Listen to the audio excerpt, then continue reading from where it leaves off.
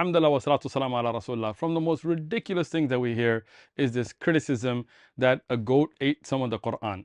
Now, this is absolutely ridiculous, but let's just go through it to be clear. The narration is in the Sunan of Ibn Majah, as it's on your screen.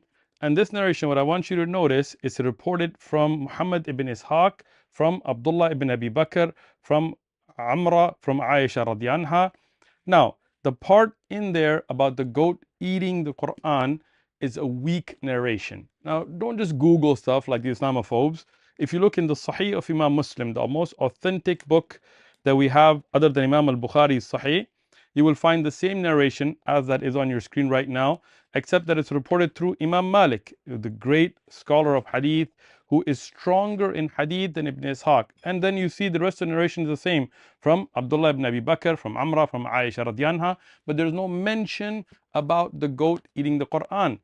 Imam Ahmad ibn Hanbal, the great scholar of Jarh wa Ta'dil, he says about Muhammad ibn Ishaq that when he mentions hadith with an, using the word an, he does tadlis. He then skips over weak narrators and hides narrators, so it's not acceptable.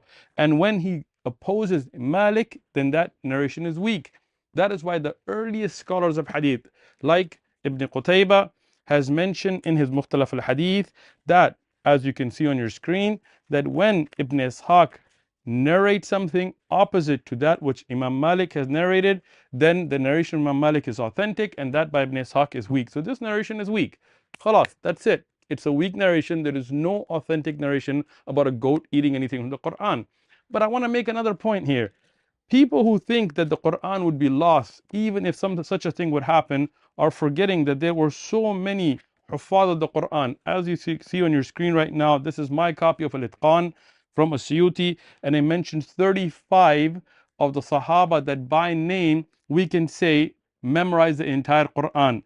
Abu Darda, he used to teach 1600 tabi'un in one sitting teaching the Quran. You think the goat's going to go eat all of their brains and their memories? Never.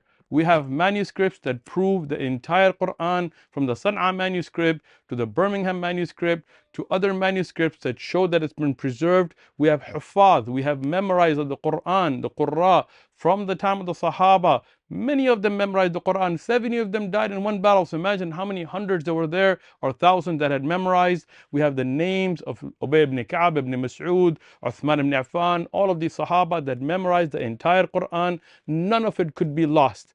There is no authentic narration about any goat eating anything. This is a lie, clarified. Assalamu alaikum wa rahmatullah.